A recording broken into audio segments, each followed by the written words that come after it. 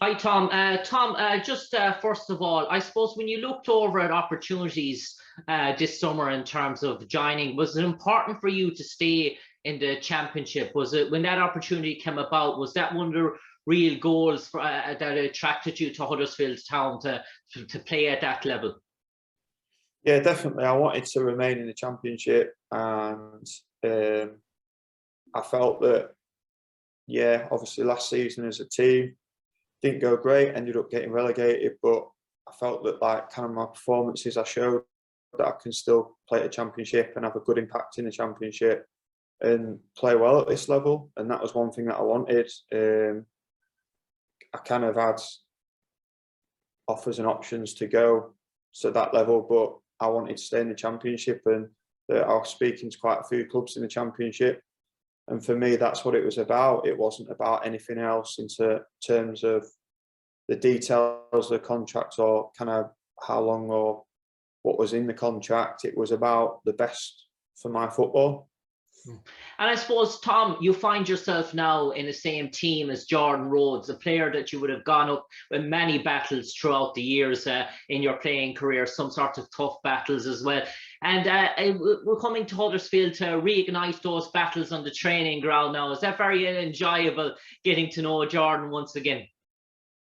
Yeah, obviously playing with him at the previous club, I know him, lovely lad, great lad, and I know how well he's thought of here.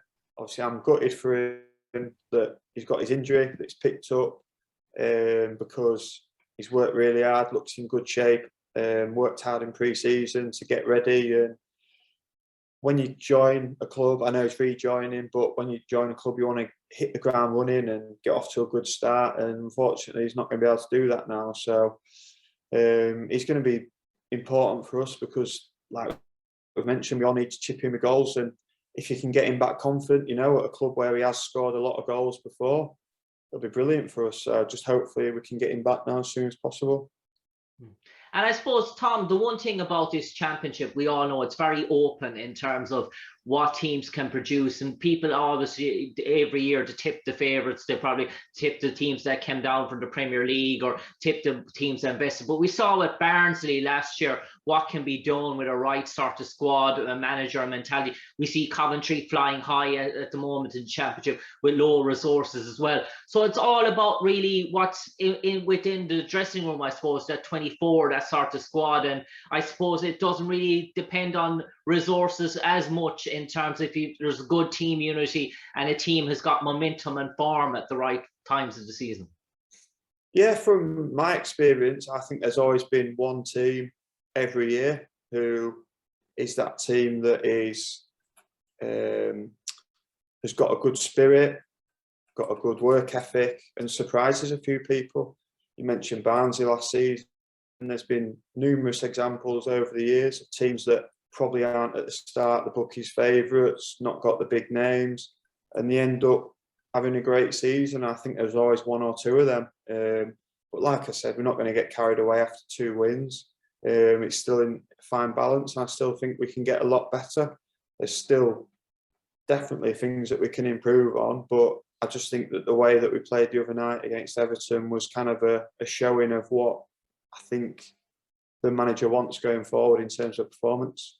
And finally, for me, Tom, a senior experienced player at the club, I suppose there's always going to be speculations around sort of marquee players or players within clubs or players that are doing well in terms of moving on or going to a higher level. As a player, do you find that you have to keep players maybe level-headed, concentrating, saying what will be, not really focus on that sort of thing? Do you offer advice to youngsters when you hear when there's speculation is rife, or just I'm just going to concentrate on my own thing? And as a player as well, do you like listening or reading to all that sort of stuff, or do you like to zone off? Is it a distraction really?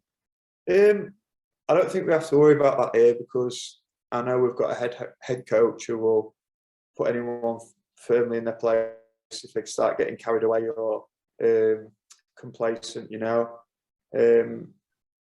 He's very, very demanding, and even more so when things are going well, and that's important because it keeps everybody on their toes. And yeah, it keeps everybody straight. But in terms of that, it's nice for the boys that are playing well or have done well for a period of time to get that recognition.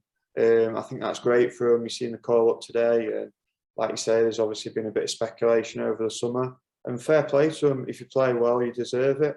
But I know at this club that there's no worry about complacency or anybody getting carried away, because we've got a good dressing room, and then we've got good staff who demand high standards.